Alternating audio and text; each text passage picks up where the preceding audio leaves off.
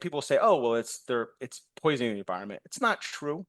They're talking about when we throw them away, which is going to be in 40 years or so. And I actually work on a nonprofit on a board where some people that are dealing with that sort of an issue Oh, specifically. that's a really good point. It's just not what they're doing. They're going to be recycling them. And these have been working. The ones from the 70s still work.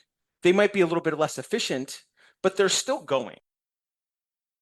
This episode of Grounded in Maine is sponsored by ESG Review. ESG Review magazine is published quarterly in February, May, August, and November, and is available for free in print and digital formats. ESG Review is devoted to environmental, social, and governance strategies, technologies, and investments. ESGreview.net is updated every Wednesday with 8 new stories and is home to feature articles, news items, and more. Visit esgreview.net to stay informed and help us spark the collaboration and awareness needed to develop sustainable economies and communities around the world.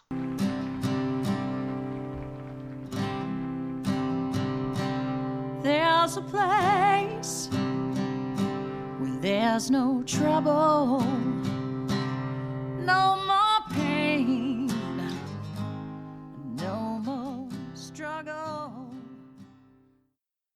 Grounded in Maine podcast is an open conversation about how we show up for the world. I started this podcast out of a desire to learn new ways to be sustainable because the word sustainability is big. It can be overwhelming, and I just wanted to learn, different ways to try to be part of the solution and not feel like it's too late. So I'm talking to people who are doing different things and learning so much. I hope you are too.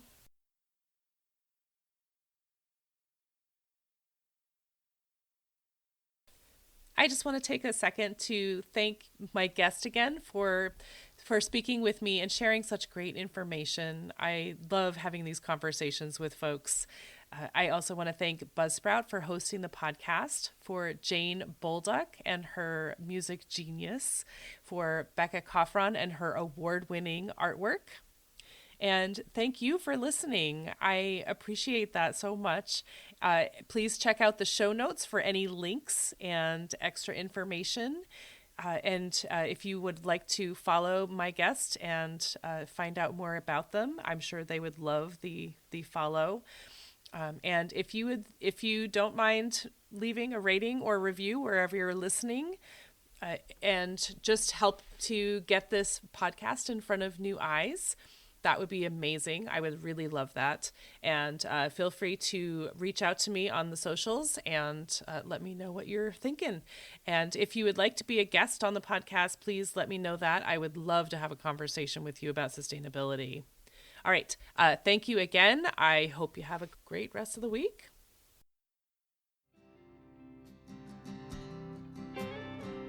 There'll come a day, my mama told me, when I find love to have and hold me, a heart that's strong and so sincere. Just tell me, how do I get there from here? Oh, tell me, how do I get there from here?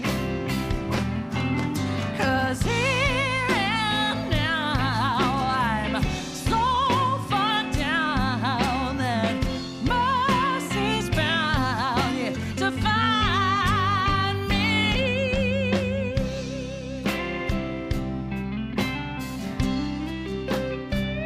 We'll find a way to soothe the sickness. We'll heal the ache with sweet forgiveness.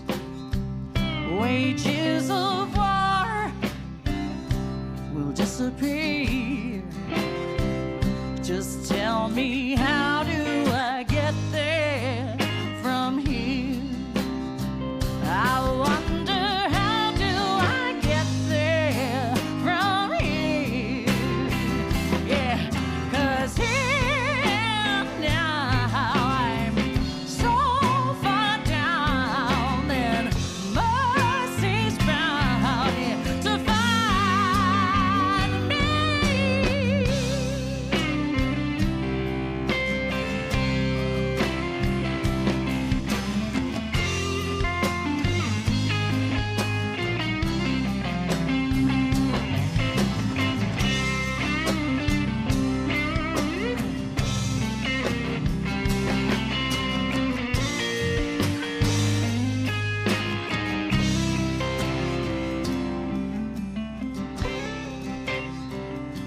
that state of grace has finally found me. Well, there'll be music, ooh, and good friends around me, yeah, yeah. And I'll just smile through happy tears and wonder, how did I get there from here? I wonder, how did I get there from here?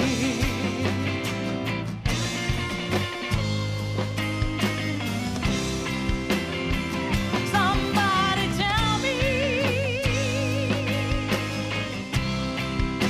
show me the direction, yeah, yeah. Hey, yeah, yeah. How do I get there?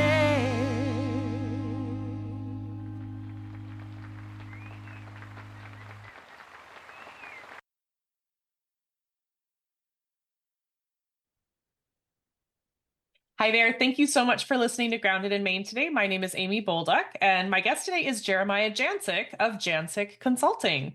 And Jeremiah is a multi-talented. I should have planned that word ahead of time, but Jeremiah, you do tons of things in the sustainability world. But like you were saying, like energy audits, you work with solar, HVAC, electric.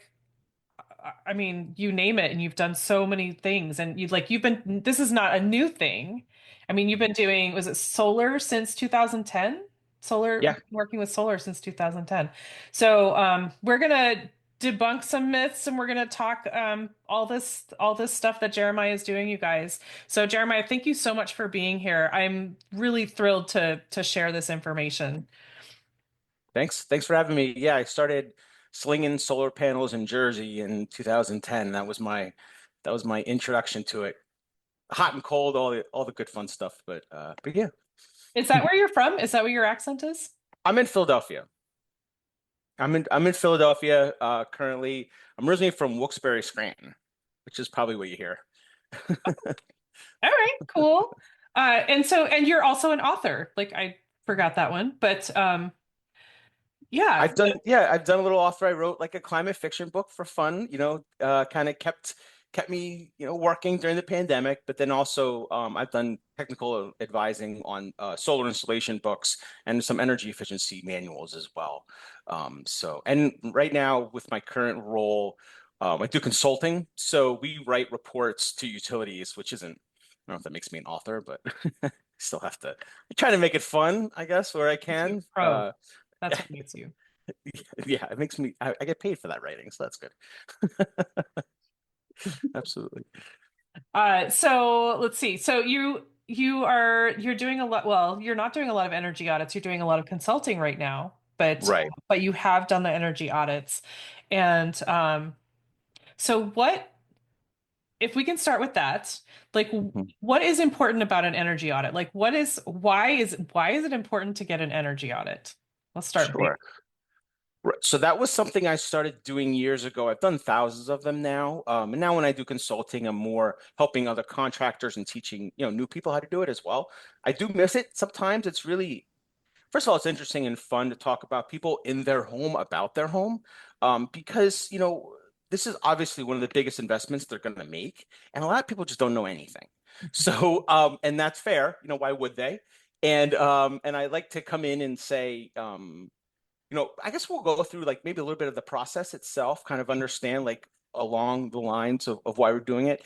So when I go into a home initially, we'll talk to the homeowner, get an idea on what their questions are, what they want to know, what's hot, what's cold, what's, drafty types of things. It's not always windows. I think people sometimes just go to windows immediately because of advertising. That's just the world we live in. But I think there's so many other ways to spend money. But efficiently, do investments. So sometimes I find myself talking people out of windows from time to time. And then we'll go through, we talk to the homeowner, and then we start walking around the house and looking for a few specific areas. I have BPI, which is Building Performance Institute. It's mostly for retrofits. So if you're interested in getting that certification, you can get that. They have them at community colleges. You can also just look it up online and you take tests, and it's a process for evaluating a home effectively. Um, Typically, when someone comes in and they, work in HVAC or they work in electrical, they just kind of do their thing and then they just move on. And what we're trying to do is look at the whole home as a package and make sure we're not missing anything and how it all works together. Not only worrying about efficiency but safety Right. Okay. itself. So Mhm. building, what's the P? Performance. Performance Mhm. Institute. Okay. That Mhm. must be high in demand right now. It is. It's high in demand. It kind of depends on the area a little bit. There's a few other certifications you can do if you're doing new in an area that has a lot of new construction. There's a HERS rater, which is similar, and they're looking at new homes and making sure that they meet a certain amount of criteria too. So if you can go that way, and there's new stuff coming up all the time. We're starting to see more electrification certifications. You can do that. Hmm. And then I actually took during the pandemic, I took a electrical course, like at a community college. So you can kind of look into those. And those harder. I thought it was pretty challenging. Well, all the So like if wires. you're My gosh. all those yes, absolutely. All those wires, all that safety, making sure that it's all that's not math. But it was also really useful if you're interested, for me personally, moving into the trades, just the it's also construction. The classes I took, this was at a place in California. It was a lot of construction management classes. So it was really good. I would highly recommend it if you're thinking about, moving into like the trades area.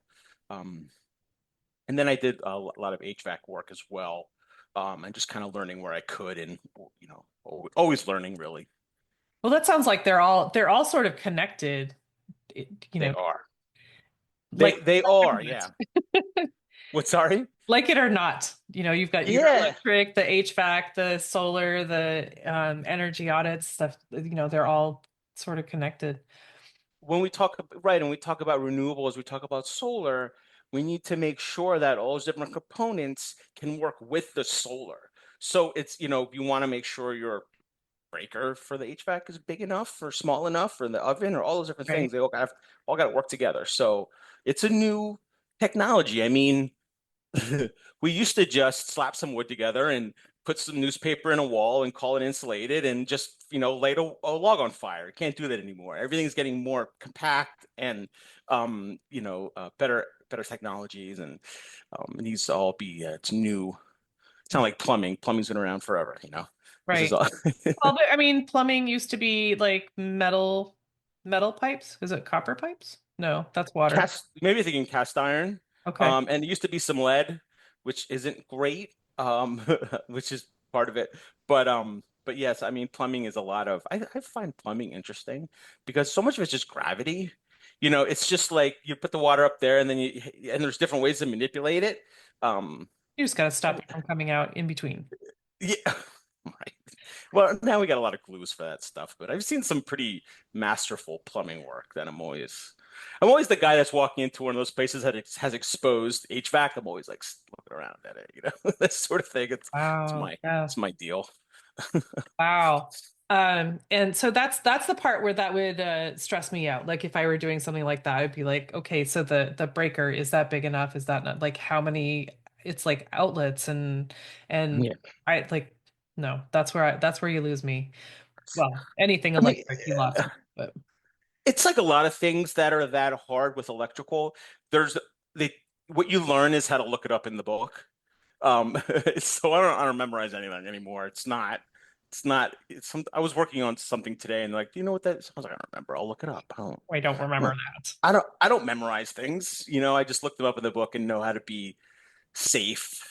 There are grizzled, electricians out there that can, quote scripture and verse from the NEC code books, and I don't want to be able to. It's not- Well, and they're also super tough. I mean, and I might be wrong, but they're also super tough and they can take a zap here and there. they they could take a zap, and the stuff has changed so quickly. Like the code books with electrical, every 3 years it's changed. So sometimes I'm like, yeah, dude, that was in 1994 is what you're quoting from. It's a different time now. So, and I have to deal with permitting inspections, sometimes. So I keep that in mind. It's part of my job. Hmm. Always with a smile on my face. I try not to be the grumpy Yeah. guy. Yeah. No one likes a grumpy guy.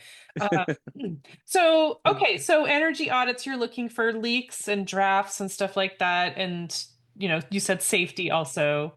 Right. So that would also be like the electric panels and stuff like that. It's the electric panels, but it's also mold. It's looking for making sure that you don't have any mold in the house, and it's carbon monoxide and gas leaks. Usually the gas leak, you can smell it. Carbon monoxide is harder to smell. So, if you have a gas-fired, stove, gas-fired water heater, gas-fired, furnace, making sure we're testing that and making sure it's working properly, and then also drafting properly. We want to make sure that all the flue gases are going outside. Right. And that's a huge part of it. And I've unfortunately, I've walked into people's homes, where that was not taken care of and they've gotten sick, like very sick. Hmm. You will hear every once in a while about people, dying from carbon monoxide poisoning. And I've had to run about 4 or 5 times out of a house, with and it's a 45-year-old furnace boiler, you turn it on, um, and all of a sudden it's just leaking carbon monoxide all over you, and you gotta like turn it off and run out. And it can be really scary, and it's something I think about a lot. That's why I personally switch over houses to electrical whenever I can. And I've done it a couple times where we got off propane and put in electric, and it feels safer for me, for a lot of those reasons. But that's a big part of the safety. Yeah. So we want to make sure air quality. That's No. really, I did not know that. I mean, when you said Yeah. mold, I was like, for an energy on it? Sure. Yeah. We want to make sure there's no leaks, but then, if you're breathing in that mold, asthma is definitely a thing. And I've Oh, done so many of them, and I did so many in Philadelphia, where there's a lot of different types of homes, and they're actually pretty sealed, because they're row homes. So on both sides, you have, just it's going to be sealed in. If you're just breathing in that air all day and you're not ventilating properly. So I have a lot of conversations with people, hey, this is what's going on, and yeah. hmm. Wow. That's that's really cool though. I mean, that's a Hmm. really important thing. I mean, a conversation that I've been listening to lately on podcasts is about gas stoves. Yeah. And that was really You interesting for me to hear because it's, people are like, well, electric isn't great for canning, and of course I'm a canner, and gas stoves, they heat up so fast and they're so efficient, blah blah blah. But then, it's almost like new information. It's new information for me anyway. Like it makes sense.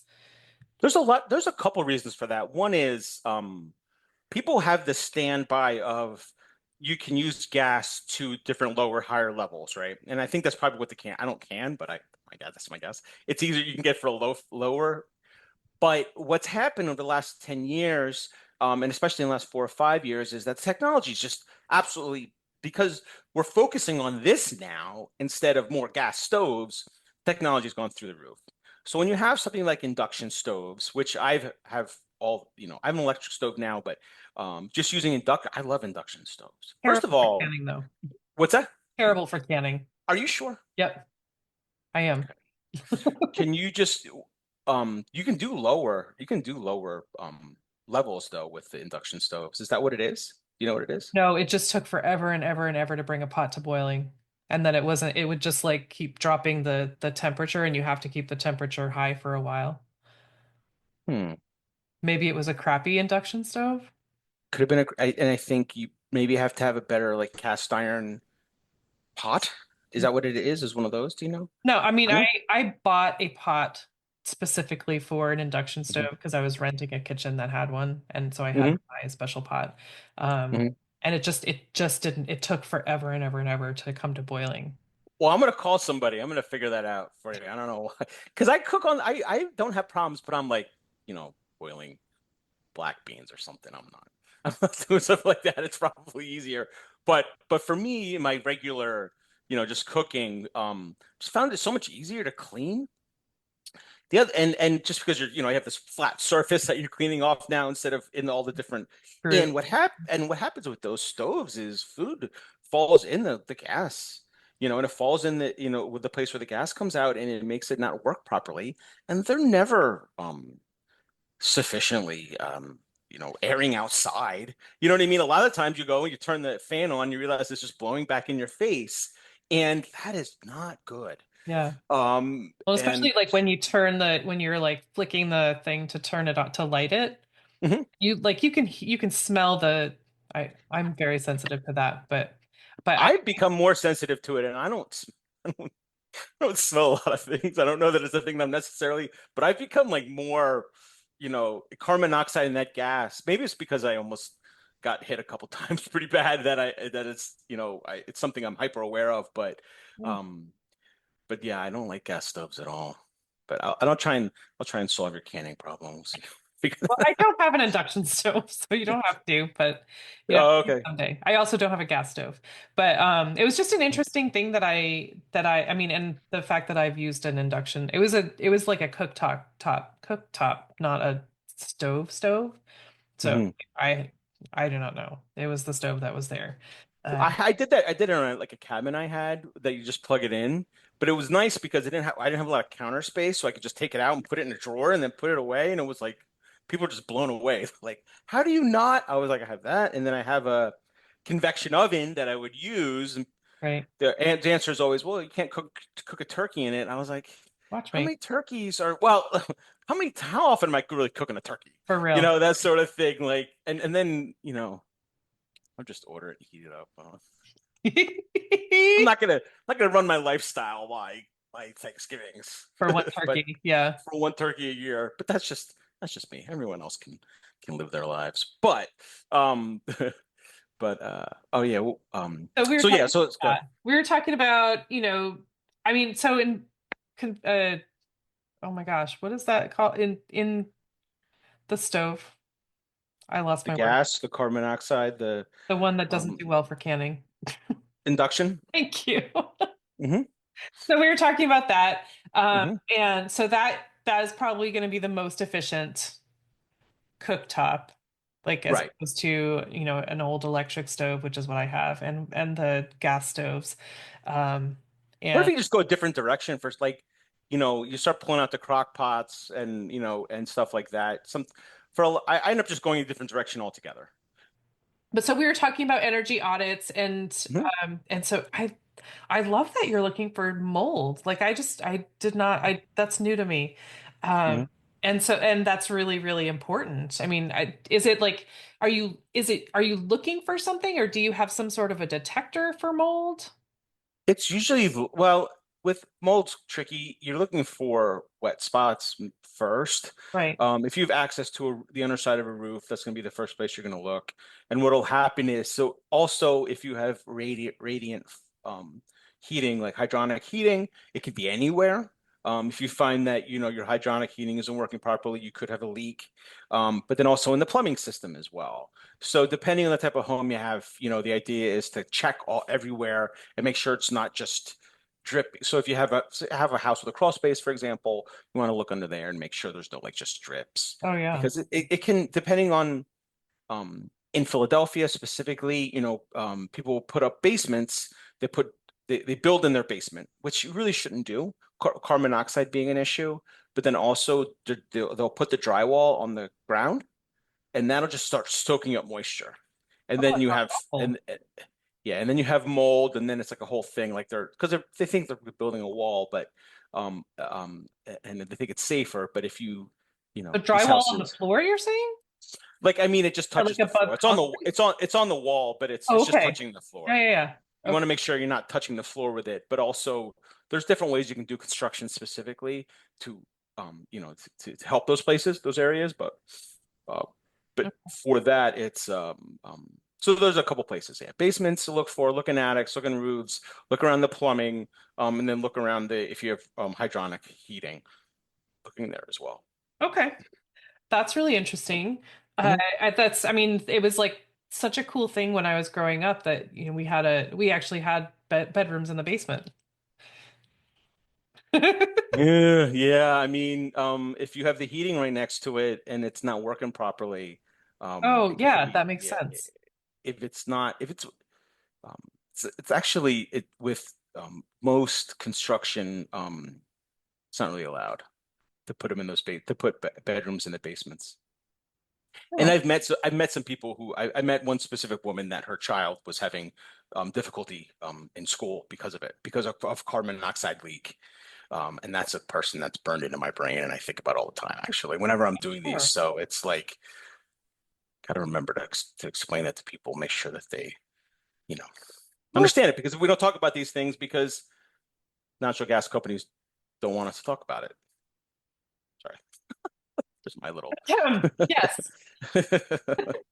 Okay. And so, I mean, and so a lot of energy audits are going to be, I know that we had to have an energy audit before putting our solar panels on or a heat pump, one of the two, or maybe Mhm.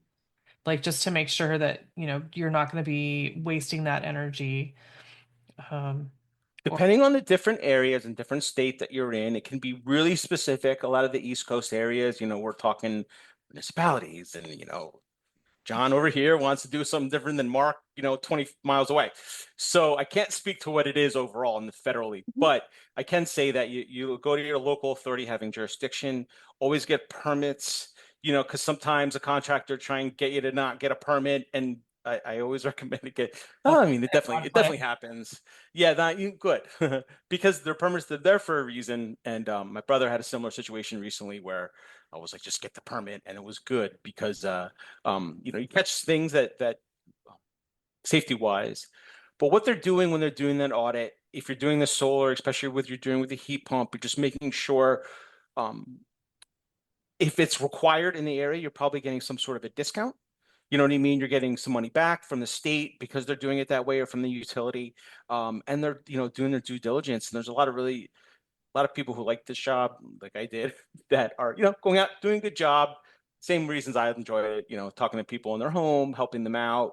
And if they're good, talking to I was always like, hey, follow me around. It's fine. You know what I Yeah. mean? This is your Well, I would house, I would want to see like, absolutely. because when you're like, do you see that over there, that spot or whatever?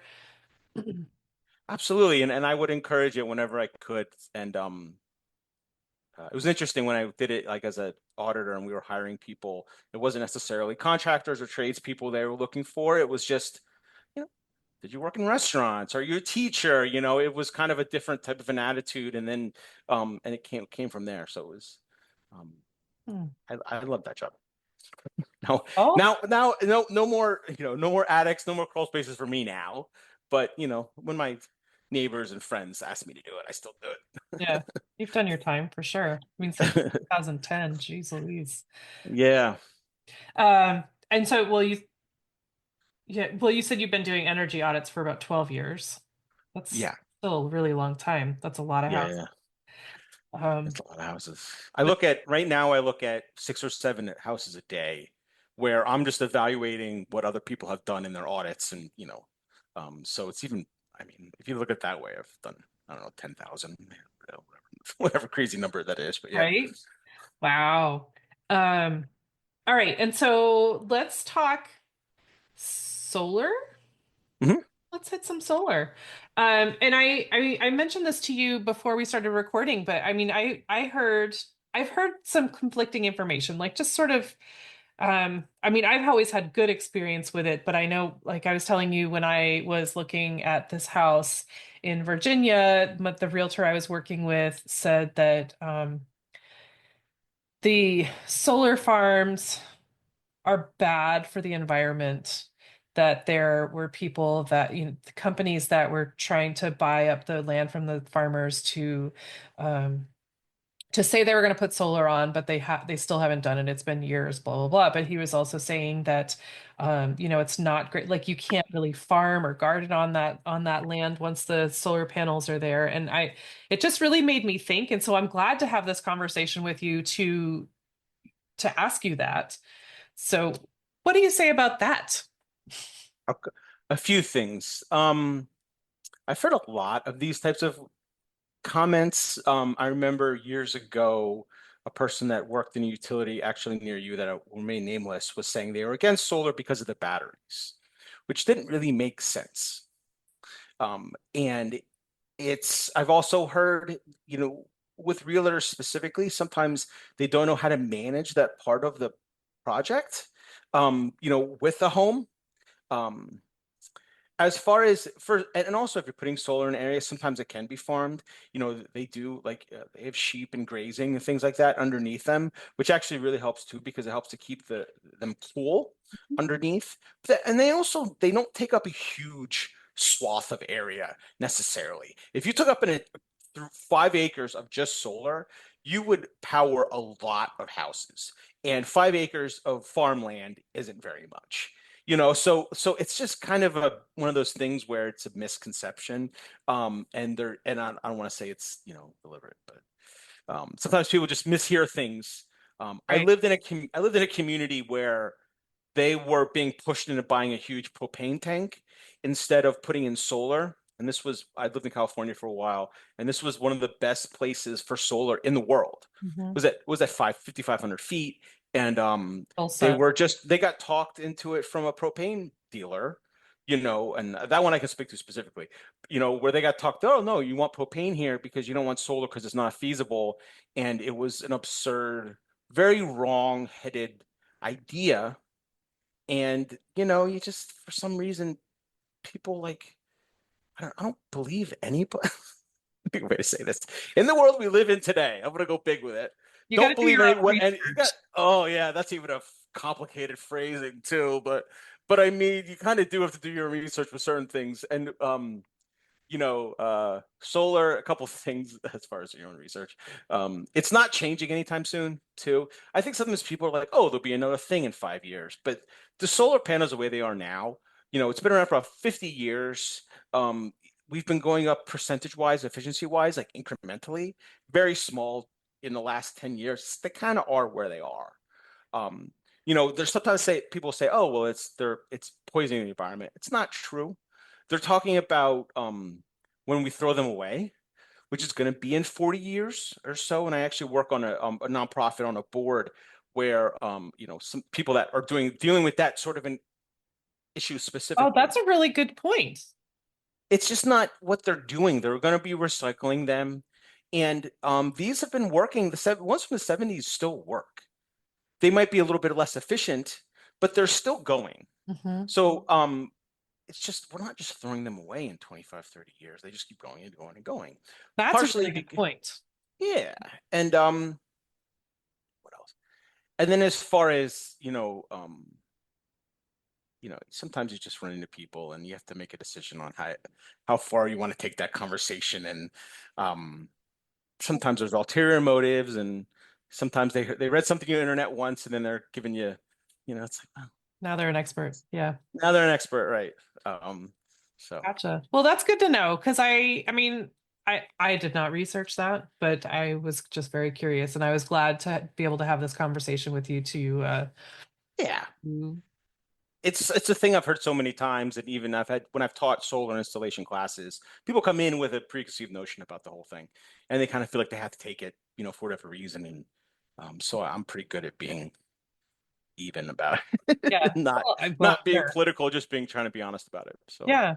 Well, it's really um, interesting on that point about it coming from realtors mainly, or in a large part. That's just really interesting. So maybe. I don't know why. Like it's such a.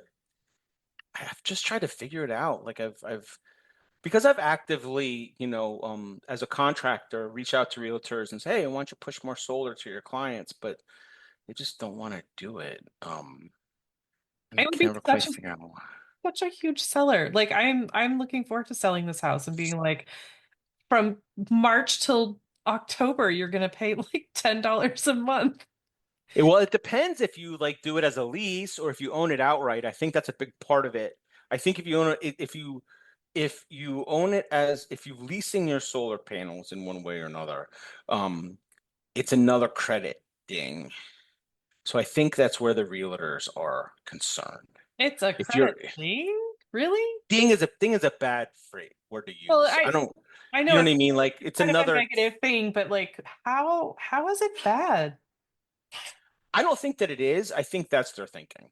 Weird. Um, yeah, I mean, it's hard to argue with when people are Wrong. It's hard to misinformed from argue the when they're beginning. When they're misinformed from the beginning, it's hard to like say, well, you're just kind of wrong. Sometimes people don't want to hear that. So I stopped marketing to realtors and just, just in general. And when people ask me questions about it, because you're not the first, you are by far you're definitely not the first person that's brought this up to me. And it's usually realtors who are kind of against it. I know your face And when I brought that up, you're like, oh man. here it comes, right? I Oh, know. we've done this before. Yeah. That's fine. And that's fine. I'm glad you're bringing it up because I may have forgotten about it or just blocked it. But it seems like a really I I thought it was like a really hard job, but the guys were here when doing this in October while I was working, and like it was half a day. It was Yeah. wild how efficient the setup was. Oh, putting in them themselves. Yeah. Once you get good at it, well, it's kind of it's just like any construction work. You're trying to do as quickly as you can. Yeah. Truck rolls are expensive, and the new like when I first started doing it, like it was forever ago, when it was probably like 15 years ago, but it was very different. Technology was brand new, and now it's just you just see new iterations every year, more efficient, better for installs, more quick installs, more safe installs, Mhm. and yeah, half a day in and out, depending on your electrical. Sometimes you have to do a full electrical upgrade, but you know, that's a different Then you just component have of an what you do. extra guy to come to do or Yeah, girl to do the that's electrical part. absolutely, or person or they or Uh, whatever. so you're a fan. Yes, Okay. absolutely. And so I'm not sure where I want to go with that, but I'm a fan too, especially right Well, now. I mean, yeah, it's good. Like it's just trying to get yourself away, depending on where you live. If you're like, and if you're in like an off-grid situation, instead of having that propane tank, which is what I've had, and when I had it, I lived in California. I mean, it's in the fire zone, man. Like those natural gas and propane is, I know it sounds obvious, but it's a fire. You know Right, what I mean? right. So, and that was a good just peace of mind for me. And then, like I said, with carbon monoxide poisoning, getting that out of there, is another thing that I Yeah, for really enjoy sure. doing. And heat pumps are so efficient now. Like, it's the same type of thing with the electrical stovetop. Is that it's so new, and in the last 4 or 5 years, it's just constantly getting better and better really quickly. The company I work for now did a pretty big evaluation on low temperature heat pumps in New York and Massachusetts. And overall, I mean, this was an evaluation not only for how well it's being used, but also how the customers felt about it. Ask a bunch of questions. And, 8 out of 10, 9 out of 10 people were happy with using a heat pump. Some of them had backup, some of them didn't, but the ones that didn't seemed fine. And, there's misconception that those don't work well under 35 degrees, and that may have been true 5 years ago, but it's just not true now. So can't like be on top of it. Awesome. I love that it's Yeah. always improving and it's just they're so efficient, especially and gosh, so the heat pump with the solar panels. Yeah, absolutely, man. That's awesome. Yeah. Okay. Well, so you were talking about you were talking about the big propane tank in California, Mhm. which I think is probably a good place to kind of pivot a little bit to the book that you wrote, if you want to talk about that. Yeah, absolutely. So yeah, I wrote a book called After Oil 2047. Um, Kind of a not necessarily a dystopian viewpoint. What's going to happen after oil is gone after in 2047? I think there's going to be part. Well, I should say, sorry here. The company I work for now, I mean, we do evaluations in that way. What are we going to do in 25, 30 years? And that's the idea a lot of these states, regardless of federal, are trying to do is get to um, mostly renewables and get off fossil fuel by that time. And there's going to be some hiccups, along the way. And what I did was just show one person in Philadelphia, how they're navigating the world, at that time, with their job and their family and their community. And then also, I think that we need to be cognizant of how we're treating people as we do it. People have to be paying people well and taking care, making sure that our people that, are workers are taken care of and things like that. So I think it speaks to that component as well. One of the big things is jet fuel is going to be complicated. Yeah, for sure. So you can't electric planes right now. They can't get very big. Just not enough power. So one of the main points in the book is that our main character works for a large company that has developed this new type of battery that can help to move those planes. And what happens next? Oh. Because it's complicated because we need to start generating enough power. Now we're just spending a lot of energy and time on how to develop that power to fly some rich guy across the Atlantic Ocean or whatever. So so there's a lot of components like that in it. I had a lot of fun. I think it's really good. And it's like a beach read, not real long. I don't have a dystopian feel about the whole thing. So I tried to like shy away from that a little bit. And I think it'll be interesting to see what happens in the next, it's not that I was like, I just looking at the thing 2025, I was like, really not far off, but what was 2003 like? I can't even remember. I don't. That was a while ago. Yeah. So is 2047 yeah, 2047, is that like Yeah. a legit date that is being looked at for that? Sure, absolutely. So, they're shooting for 2050. One of the plot points is this 2047 kind of for a reason. They Okay. kind of they're the first to market, as it were, that sort of thing. They're the guy ahead of it. So but yeah, there's definitely a time period when we're trying to figure out how all that is going to work, just in general. Okay.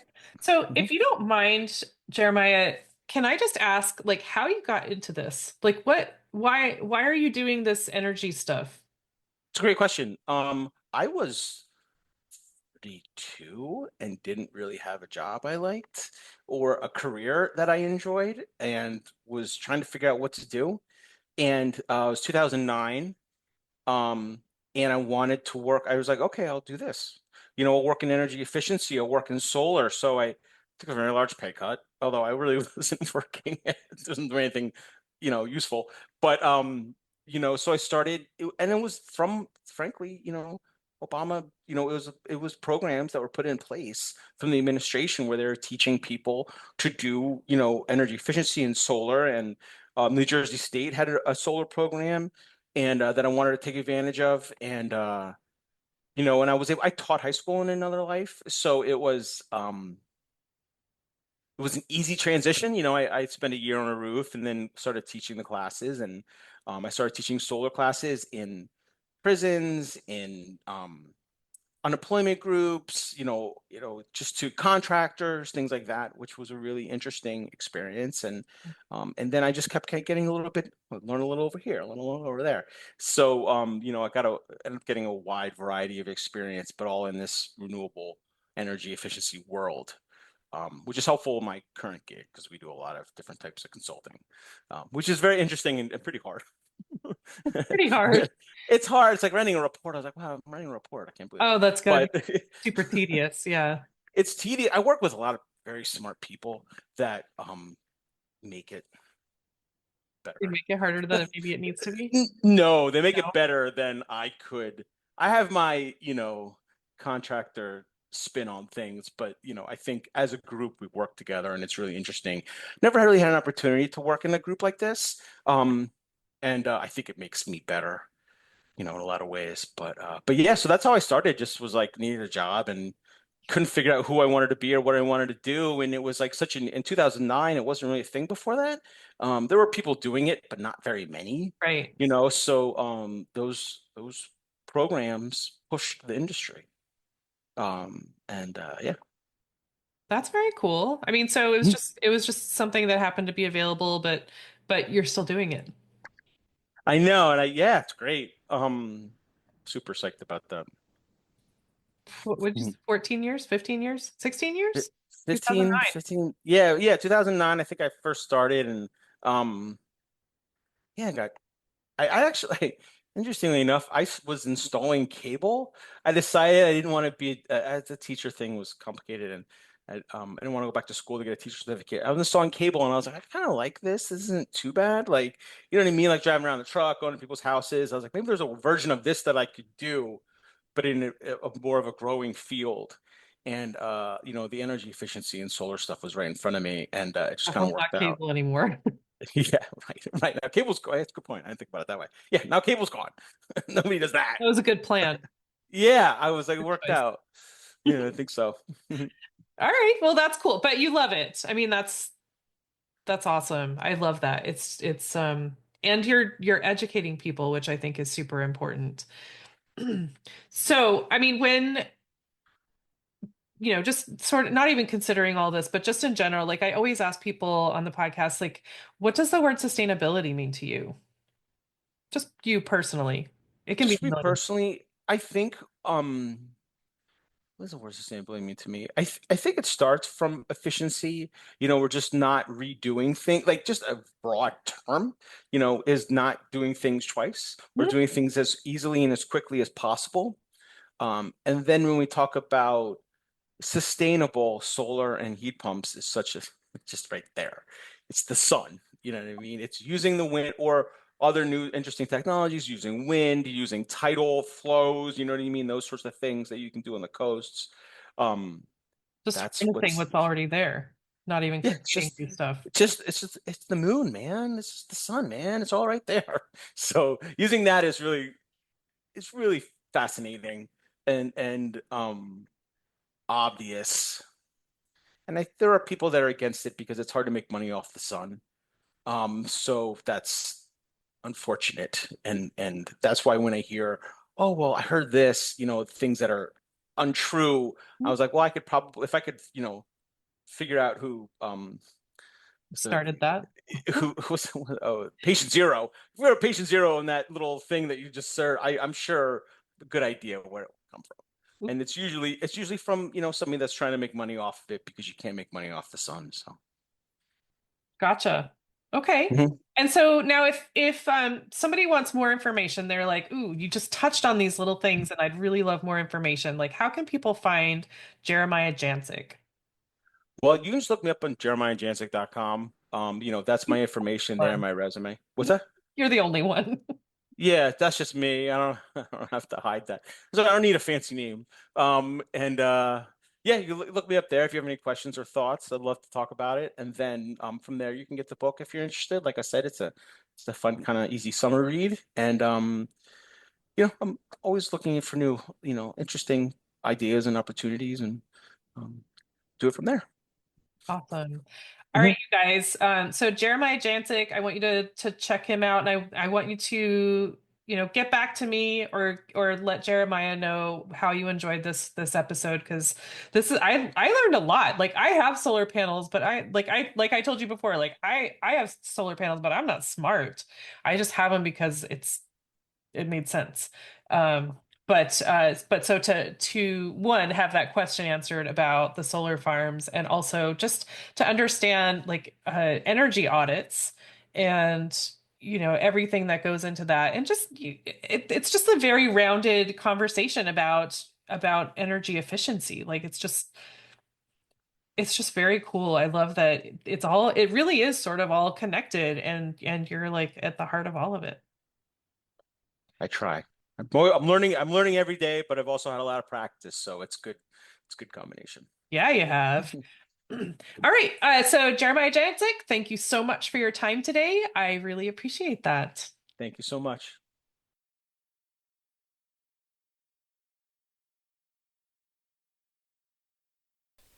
I just want to take a second to thank my guest again for speaking with me and sharing such great information. I love having these conversations with folks. I also want to thank Buzzsprout for hosting the podcast, for Jane Bolduck and her music genius, for Becca Coffron and her award-winning artwork. And thank you for listening. I appreciate that so much. Please check out the show notes for any links and extra information. And if you would like to follow my guest and find out more about them, I'm sure they would love the follow. And if you don't mind leaving a rating or review wherever you're listening, and just help to get this podcast in front of new eyes, that would be amazing. I would really love that. And feel free to reach out to me on the socials and let me know what you're thinking. And if you would like to be a guest on the podcast, please let me know that. I would love to have a conversation with you about sustainability. All right. Thank you again. I hope you have a great rest of the week.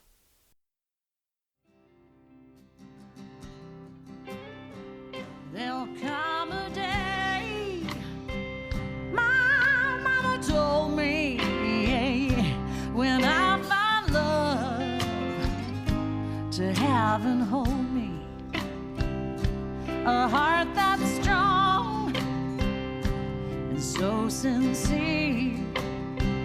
Just tell me, how do I get there from here?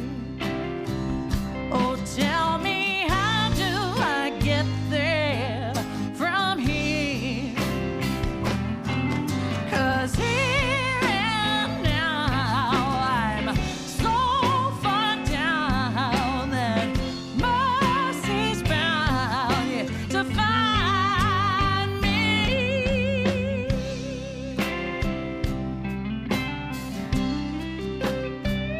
We'll find a way to soothe the sickness.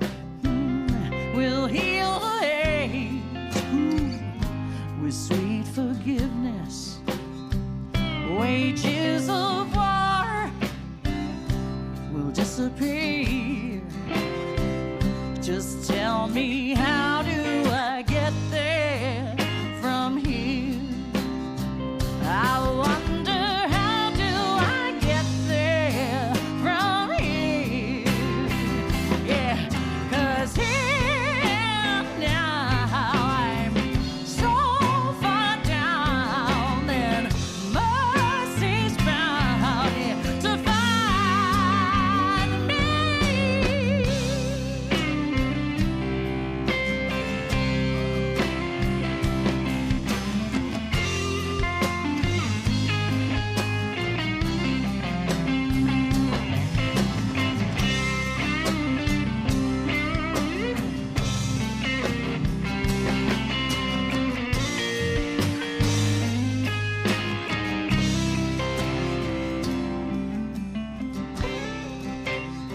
When that state of grace has finally found me, well, there'll be music, ooh, and good friends around me, yeah, yeah.